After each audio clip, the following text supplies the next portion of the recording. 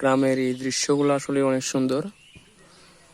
একটা গ্রামের পরিচয় থাকে মূলত হচ্ছে নদী, পানি, পুকুর, গাছপালা, কিছু খালি জায়গা, কিছু ফসলাদি, শাকসবজি, ধান, বিভিন্ন ধরনের শস্য জাতীয় যে ফসলাদি রয়েছে সবগুলাই নিদর্শন হচ্ছে একটা গ্রামের।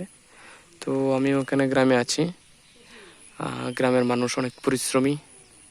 এই যে হাওর দেখতেছেন, এই হাওরের মধ্যে মানুষ পরিশ্রম করে, রোদের মধ্যে কাজ করে। তারপর এই যে পুকুর দেখতেছেন, এই পুকুরের মধ্যে মানুষ মাছ ছেড়ে তারপর হচ্ছে নিজের যে চাহিদা রয়েছে খাবারের, এই চাহিদাগুলো পূরণ করে। এভাবেই গ্রামের মানুষ জীবন যুদ্ধ করে বেঁচে থাকে। যদিও আমরা শহরে থাকি, তারা এসব বুঝবে না বা দেখবেও না।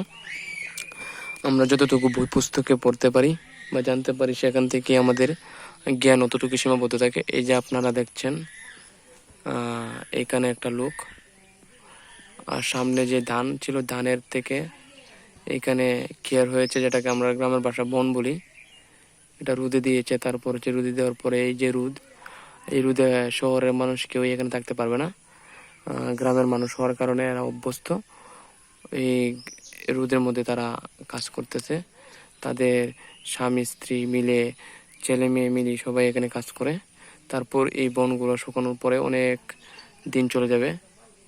শুকানোর পরে তারপর হচ্ছে এগুলো স্তূপ আকারে রেখে দিবে। তারপর গরু অথবা অন্যান্য পশু যেগুলো রয়েছে তাদেরকে লালন পালন করবে। আর এই যে হাওর দেখতেছেন, হাওরের ধান ছিল, ধান কেটে তারা নিজেদের জীবিকা নির্বাহ করে। তারপর এখানে অনেক ধরনের ফসলাদি পাবেন, ফল পাবেন। এই যে আপনারা কাঁঠাল দেখতেছেন, টাটকা কাঁঠাল। এই কাঁঠালগুলো অসাধারণ, কারণ গাছ পাকা যে কাঁঠালগুলো অনেক স্বাদ অন্যরকম। আর শহরের মধ্যে আমরা অনেক ফরমালিন যুক্ত ফল পেয়ে থাকি, যা আমাদের শরীর স্বাস্থ্যের জন্য অনেক ক্ষতিকর।